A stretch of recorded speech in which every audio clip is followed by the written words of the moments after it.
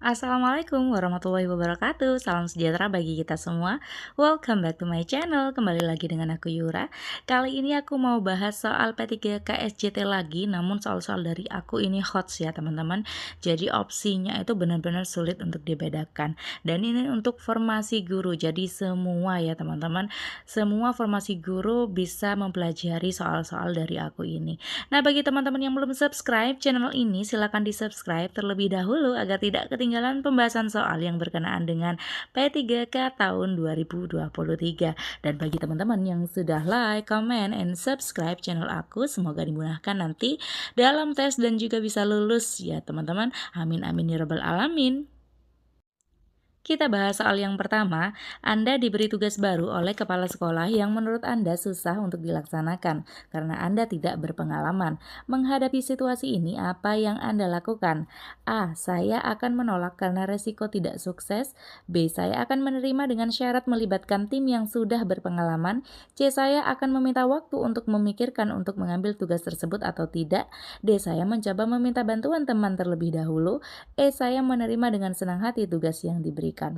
Nah, seperti ini ya teman-teman, kalau kita diberikan tugas oleh atasan kita, baik tugas baru maupun tugas yang sudah biasa teman-teman kerjakan, harus diterima ya teman-teman, seperti itu. Jadi untuk opsi yang A di sini udah jelas menolak. Walaupun Anda tidak berpengalaman, resikonya tidak sukses, namun Anda harus berani mengambil keputusan mengatakan ya seperti itu. Jadi Anda harus berusaha agar acara atau kegiatan tersebut atau tugas tersebut sukses ya teman-teman, seperti yang sudah dilakukan sebelumnya atau bahkan lebih sukses daripada sebelumnya, seperti itu teman-teman. Ini menunjukkan bahwa Anda memiliki pribadi yang mau belajar dan semangat berprestasi, seperti itu. Nah, opsi yang B, saya akan menerima namun masih ada syarat, seperti itu. Jadi melibatkan tim yang sudah berpengalaman. Berarti kalau sukses nanti itu karena tim yang sudah berpengalaman, seperti itu, bukan karena prestasi Anda saja. Jadi opsi yang B ini kurang tepat. Opsi yang C, saya akan meminta waktu untuk memikirkan mengambil tugas tersebut atau tidak. Jadi masih menunda-nunda waktu ya teman-teman. Opsi seperti ini jangan dipilih ya teman-teman. Opsi yang D, saya mencoba meminta bantuan teman terlebih dahulu. Nah, walaupun Anda tidak berpengalaman, pada akhirnya Anda ingin meminta motivasi dari teman, meminta saran dan kritik, seperti itu ya teman-teman, pendapat. Namun harus diambil terlebih dahulu. Jadi diiyakan terlebih dahulu, jangan menunda-nunda. Baru misalnya tindak lanjutnya Anda bertanya, lalu juga meminta bantuan dan lain sebagainya. Jadi opsi yang D ini kurang tepat untuk dilakukan. Jadi langsung meminta bantuan tidak sesuai dengan konteks soal, seperti itu. Jadi seharusnya yang betul itu adalah opsi yang E. Menerima terlebih dahulu dengan senang hati tugas yang diberikan. Baru setelah itu Anda akan mengambil tindak lanjut karena belum berpengalaman. Bisa bertanya pada teman, lalu juga bisa mencari di internet misalnya ya teman-teman cara melaksanakan tugasnya, mencari referensi lain dan lain sebagainya, seperti itu. Jadi opsi yang betul adalah opsi yang E. Soal nomor 2, saat akan menuju sekolah baru Anda, ada seorang siswa yang terjatuh dari sepeda. Anda menolong terlebih dahulu membawa ke puskesmas, lalu berangkat ke tempat kerja. Namun hal tersebut membuat Anda terlambat. Anda merasa tidak enak kepada atasan Anda. Yang Anda lakukan adalah A. Mencari alasan yang tepat agar atasan tidak marah. B. Anda mengatakan bahwa seharusnya saya lebih pagi lagi berangkat dari rumah. C. Anda menjelaskan peristiwa yang baru saja dialami. D. Anda meminta maaf atas keterlambatan Anda dan berjanji tidak mengulangi lagi. E. Anda meminta maaf dan menjelaskan hal yang terjadi sebenarnya. Nah, silakan teman-teman memilih di antara kelima opsi. Di sini masalahnya kan Anda telat, seperti itu ya teman-teman, apalagi itu adalah sekolah baru dan otomatis atasan baru. Sedangkan alasan telat itu juga tidak ini ya teman-teman, tidak bisa disalahkan karena dalam perjalanan Anda itu Menolong seorang siswa itu baik sekali ya teman-teman, jadi mulia sekali seperti itu. Opsi yang Anda mencari alasan yang tepat agar atasan tidak marah. Nah, mengapa harus mencari alasan lagi? Karena alasannya kan udah ada ya teman-teman. Tinggal kita sampaikan, tidak perlu mengarang-arang lagi. Jadi kurang sesuai dengan konteks soal. Opsi yang B, Anda mengatakan bahwa seharusnya saya lebih pagi lagi berangkat dari rumah. Nah, betul ya teman-teman, Anda memang harus berangkat lebih pagi. Namun ini kurang sesuai dengan konteks soal. Jadi kan terlambatnya ada suatu hal yang penting dan krusial ya teman-teman, darurat seperti itu. Opsi yang C, Anda menjelaskan peristiwa yang baru saja dialami. Nah, ini benar ya teman-teman, harus dijelaskan apa yang sudah terjadi seperti itu. Kita lewati dulu. Opsi yang D, Anda meminta maaf atas keterlambatan. Nah, betul, karena kita terlambat walaupun alasannya ada alasan ya teman-teman yang masuk akal, namun kita tetap harus minta maaf karena kita terlambat seperti itu. Kita tetap salah dan berjanji tidak mengulangi lagi. Nah, kita bandingkan dengan opsi yang E. Anda meminta maaf dan menjelaskan hal yang terjadi sebenarnya. Jadi opsi E ini sudah mewakili opsi C dan D, teman-teman. Jadi meminta maaf lalu menjelaskan hal yang terjadi seperti itu. Jadi opsi yang paling sempurna di sini adalah opsi yang E, teman-teman. Soal nomor 3, di suatu kelas ada seorang siswa yang hampir selalu mengantuk mengikuti pembelajaran. Tindakan yang sebaiknya dilakukan guru sebelum memberikan sanksi kepada siswa tersebut adalah A. Menempatkan siswa di tempat duduk yang berdekatan dengan tempat duduk guru.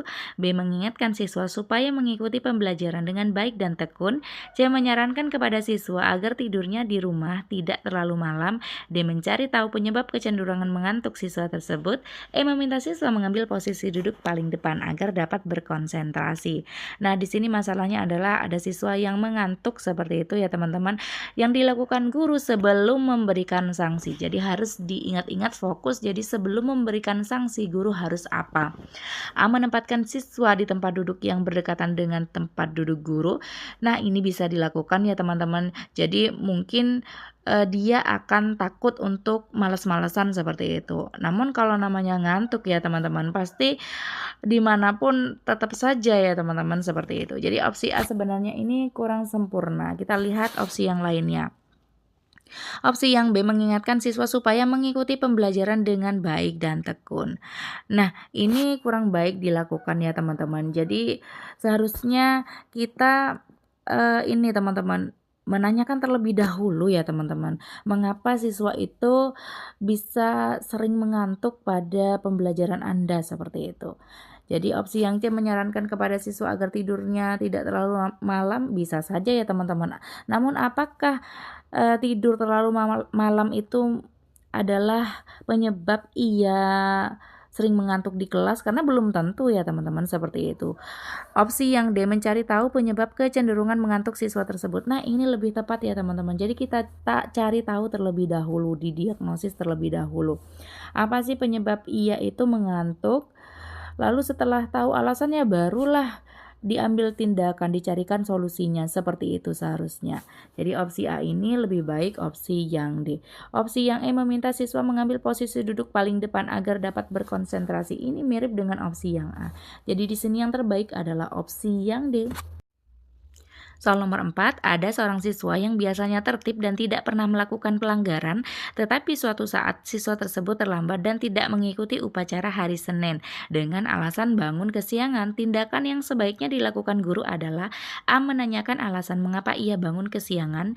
B. Menegur siswa tersebut karena telah melakukan pelanggaran terhadap tata tertib sekolah. C. Memberi peringatan kepada siswa tersebut agar tidak terjadi hal yang sama. D. Memberi sanksi sesuai tata tertib yang berlaku karena siswa tersebut tidak mengikuti upacara. E. Menindak tegas siswa tersebut walaupun ia biasanya tertib. Nah, di sini berkenaan dengan upacara hari Senin ya teman-teman. Ia itu datang terlambat dan itu masuk ke dalam pelanggaran ya teman-teman, seperti itu. Tindakan Anda sebagai guru, menanyakan alasan mengapa ia bangun kesiangan. Untuk kasus di kelas ini bisa dilakukan ya teman-teman, seperti itu. Seperti soal sebelumnya yang tidur lalu menanyakan terlebih dahulu penyebab.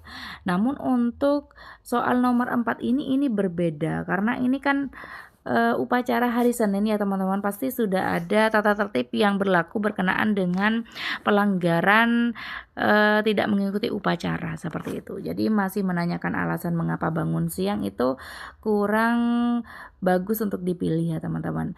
Menegur siswa tersebut karena telah melakukan pelanggaran terhadap tata tertib sekolah. Nah betul ya teman-teman, namun sebaiknya tidak menegur saja, harus dijelaskan seperti apa tindakannya seperti itu teman-teman. Opsi yang C, memberi peringatan kepada siswa agar tidak terjadi hal yang sama, hanya peringatan saja. Apakah akan membuat siswa itu tidak mengulangi perbuatannya walaupun ia hanya pertama kali ini ya teman-teman, karena biasanya itu ia rajin seperti itu. Kita lihat opsi yang D, memberi sanksi sesuai tata tertib yang berlaku karena siswa tersebut tidak mengikuti upacara. Nah, ini lebih tepat ya teman-teman. Jadi sanksi kepada siswa yang telat masuk sekolah dan tidak mengikuti upacara bendera hari Senin itu apa sanksinya. Jadi ditindak sesuai dengan pelanggarannya seperti itu ya teman-teman. Opsi yang E, menindak tegas siswa tersebut walaupun ia biasanya tertib. Nah, ini juga dikatakan bahwa kita akan menindak siswa tersebut, namun opsi D ini lebih sempurna karena jelas ya teman-teman, memberi sanksi sesuai dengan tatib yang berlaku. Soal nomor 5, suatu hari ada siswa yang tiba-tiba mendatangi Anda protes tentang nilai rapor yang ia dapat di mata pelajaran Anda. Ia merasa telah mengerjakan soal UAS dengan baik. Setelah memperlihatkan rekap hasil pencapaian anak tersebut di mata pelajaran Anda, ia menjadi paham. Yang sebaiknya dilakukan di kemudian hari adalah A, mengadakan penilaian menyeluruh dari segi kognitif, afektif, dan psikomotor. B, melaksanakan penilaian dengan adil dan objektif. C, terbuka mengenai kriteria, prosedur, serta dasar pengambilan keputusan. D, penilaian yang dilakukan guru harus berkesinambungan. E, penilaian boleh subjektif namun tetap adil. Nah, kita pilih yang paling tidak mungkin ya teman-teman. Jadi penilaian boleh subjektif, tidak boleh ya teman-teman. Jadi penilaian itu harus objektif dan adil justru dua-duanya. Kalau subjektif ini kan sudah dipengaruhi perasaan pribadi si penilai, tidak ada kriteria yang jelas, tidak ada rubrik seperti itu ya teman-teman. Walaupun adil ini benar, jadi opsi E ini salah. Lalu juga dari A sampai D di sini betul ya teman-teman, ini merupakan prinsip yang seharusnya dilakukan oleh guru ketika menilai, namun yang sesuai dengan konteks soal lah yang diminta ya teman-teman. Opsi yang A, mengadakan penilaian menyeluruh dari segi kognitif, afektif, dan psikomotor, tidak dijelaskan bahwa guru tersebut tidak melaksanakan penilaian ini ya teman-teman menyeluruh, jadi tidak dijelaskan seperti itu. Hanya ada siswa yang protes seperti itu, merasa melaksanakan soal UAS dengan baik, namun ia protes kenapa raportnya kok kecil misalnya. Lalu setelah memperlihatkan rekap hasil pencapaian anak tersebut, ia jadi paham. Jadi opsi A ini walaupun betul dilakukan oleh guru seharusnya, namun tidak sesuai dengan konteks soal. Opsi yang B, melaksanakan penilaian dengan adil dan objektif. Tidak dijelaskan bahwa Anda tidak adil dan tidak objektif dalam menilai di ilustrasi soal, jadi kurang sesuai juga. Nah, opsi yang E ini jawabannya ya teman-teman. Jadi terbuka mengenai kriteria, prosedur, serta dasar pengambilan keputusan. Karena ada kemungkinan Anda tidak terbuka sebelumnya. Jadi nilai rapor ini didapat dari mana bobotnya. Jadi misalnya 40% nilai UAS, lalu juga 20% nilai harian, keaktifan di kelas, kehadiran, dan lain sebagainya. Jadi kita harus terbuka terlebih dahulu kepada siswa. Kriteria penilaiannya itu dari mana, prosedurnya juga bagaimana, dasar pengambilan keputusan atau nilai rapor tuh dari mana, sehingga tidak akan ada protes ke depannya seperti itu. Siswa akan mengerti walaupun nilai UAS mereka tinggi. Jadi kan tidak hanya didapat dari nilai UAS. Jadi opsi C ini adalah jawabannya teman-teman. Kita ini ya teman-teman, lihat opsi yang D agar lebih mantap. Mengapa jawabannya C seperti itu? Jadi opsi yang D, penilaian yang dilakukan guru harus berkesinambungan. Nah, tidak dijelaskan bahwa penilaian yang dilakukan sebelumnya itu tidak berkesinambungan ya teman-teman. Jadi opsi yang paling masuk akal di sini sesuai dengan konteks soal adalah opsi yang C. Soal nomor 6, suatu hari ada rekan kerja yang menanyakan cara menggunakan aplikasi Canva kepada Anda. Ia ingin membuat infografis dan Anda adalah guru yang paham penggunaan aplikasi tersebut. Namun di saat yang sama Anda sedang mengikuti diklat online. Apa yang sebaiknya Anda lakukan? A. Saya mengajarinya membuat infografis dari aplikasi Canva dengan sabar. B. Saya menolak permintaan rekan kerja karena harus melaksanakan tugas diklat yang tidak bisa ditinggal. C. Anda meminta rekan kerja Anda yang lain yang juga mahir aplikasi tersebut. D. Anda menyelesaikan diklat terlebih dahulu baru mengajari teman Anda menggunakan aplikasi Canva. E. Anda mengirim link YouTube tutorial membuat infografis dari aplikasi Canva. Nah, di sini jika ada teman yang meminta bantuan kita ya teman-teman, apalagi kita itu mahir, maka kita harus bantu. Kita cari opsi yang terbaik. Yang A, saya mengajarinya membuat infografis dari aplikasi Canva dengan sabar. Nah, ini betul ya teman-teman. Tetap melaksanakan tugas sebagai rekan kerja yang temannya kesusahan. Namun di sini Anda sedang mengikuti diklat online ya teman-teman. Jadi kalau kita pilih opsi yang A, tidak jelas bagaimana diklat online kita akan dilaksanakan. Opsi yang B, saya menolak permintaan rekan kerja. Nah, di sini menolak tidak baik ya teman-teman. Jadi seharusnya kita membantu, apalagi kita mampu. Opsi yang C, Anda meminta rekan kerja Anda yang lain yang juga mahir aplikasi tersebut. Nah, berarti kan kita tetap menolak ya teman-teman, seperti itu. Opsi yang D, Anda menyelesaikan diklat terlebih dahulu baru mengajari teman Anda dalam penggunaan aplikasi Canva. Nah, ini betul ya teman-teman. Jadi dua-duanya dapat dilakukan oleh Anda. Yang pertama, diklat kita selesaikan terlebih dahulu baru kita mengajari teman ya teman-teman. Kita katakan bahwa akan mengajarinya nanti setelah diklat diselesaikan. Opsi yang E, Anda mengirim link YouTube tutorial membuat infografis. Walaupun sekarang sudah canggih, pasti banyak tutorialnya, namun siapa tahu teman kita itu butuh diajari langsung ya teman-teman, karena kan apalagi kalau misalnya dari nol ya teman-teman, ataupun juga misalnya sudah berumur teman kita itu, jadi akan kesulitan kalau mengikuti tutorial YouTube. Alangkah lebih baiknya kita mengajarinya langsung. Jadi opsi D ini adalah jawaban yang terbaik. Soal nomor 7, Anda mendapati siswa melakukan bullying kepada siswa lain yang membuat siswa menangis dan trauma. Menghadapi kondisi tersebut, yang Anda lakukan adalah A, menenangkan siswa yang menangis dan menyemangatinya. B, menindak keras pembuli di sekolah karena mereka dapat merusak reputasi sekolah. C, menghukum seberat-beratnya dan meminta memanggil orang tua anak tersebut. D, memberi sanksi sesuai tata tertib yang berlaku mengenai bullying. E, mengadakan seminar anti-bullying kepada siswa untuk mencegah perundungan. Nah, bullying yang dilakukan membuat menangis dan bahkan trauma. Jadi ini sudah fatal sekali ya teman-teman. Jadi opsi yang A, menenangkan siswa yang menangis dan menyemangatinya, nah boleh saja dilakukan. Namun yang terpenting adalah menindak pembuli itu ya teman-teman. Karena bisa terjadi hal yang sama di kemudian hari oleh orang yang sama atau bahkan orang lain. Jadi kalau tidak ditindak, orang lain tuh kan nggak apa-apa nih. Jadi istilahnya pembiaran ya teman-teman. Jadi itu akan berdampak buruk di kemudian hari. Jadi yang utama adalah menindak si pembuli, baru bisa menenangkan siswa yang menangis, atau kita tenangkan terlebih dahulu baru menindak. Opsi yang A ini kan hanya cara yang kita berikan kepada yang dibully ya teman-teman, seperti itu. Opsi yang B, menindak keras pembuli. Nah ini betul ya teman-teman, kita harus menindak keras seperti itu. Namun alasannya dapat merusak reputasi sekolah. Sebenarnya tidak hanya itu, banyak dampak yang diberikan seperti itu. Namun kita lewati terlebih dahulu. Opsi yang C, menghukum seberat-beratnya dan meminta memanggil orang tua anak tersebut. Nah, kita menghukum berarti kan memproses sudah ya teman-teman. Bisa juga dengan memanggil orang tua. Kita bandingkan dengan opsi yang D, memberi sanksi sesuai tata tertib yang berlaku mengenai bullying. Nah, ini lebih aman ya teman-teman.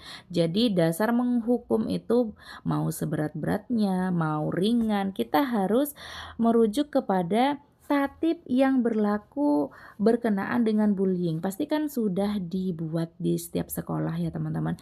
Misalnya bullying ringan sanksinya apa, bullying sedang sanksinya apa, yang parah seperti itu sanksinya apa. Jadi kan pasti berbeda-beda. Jadi silakan merujuk kepada tatib yang berlaku di sekolah yang mengatur berkenaan dengan bullying ya teman-teman, seperti itu. Opsi yang mengadakan seminar anti bullying ini bisa dilakukan setelahnya untuk mencegah perundungan. Jadi untuk kasus tersebut kita tangani terlebih dahulu ya teman-teman. Opsi D itu adalah jawabannya. Nah, jadi trik dari aku, silakan pilih opsi yang terbaik dari yang baik, karena banyak opsi yang baik sebenarnya, namun ada satu soal yang terbaik dan sesuai dengan konteks soal. Seperti itu ya teman-teman. Nah, yang terakhir adalah kuis. Seperti biasa, kuisnya adalah soal SJT juga. Anda melihat kelas guru lain sangat menyenangkan. Siswa terlihat antusias, berbeda dengan kelas Anda biasanya. Yang pertama Anda lakukan adalah A. Mencari tahu apa yang menjadi penyebab siswa terlihat antusias. B. Membuat kelas kita lebih menyenangkan agar siswa antusias. C. Sering melakukan ice breaking agar siswa senang. D. Bertanya kepada guru tersebut metode apa yang dipakai untuk mengajar. E. Mengikuti pelatihan cara mengelola kelas dengan baik. Nah, silakan teman-teman menjawab di kolom komentar. Nanti komentar yang betul akan aku sematkan. Jika banyak yang menjawab salah, akan aku bahas di video selanjutnya. Silakan ditunggu ya teman-teman. Nah, sampai di sini dulu. Semoga bermanfaat ya teman-teman. Semoga soal-soal dari aku ini bisa membantu teman-teman nanti saat tes P3K. Dan semua soal yang ada di channel YouTube aku ini HOTS ya teman-teman. Jadi jika sudah terbiasa mengerjakan soal HOTS, maka nanti akan mudah dalam menghadapi soal P3K tahun 2023 ini. Jangan lupa di like, comment, and subscribe. Terima kasih sudah menonton. Wassalamualaikum warahmatullahi wabarakatuh.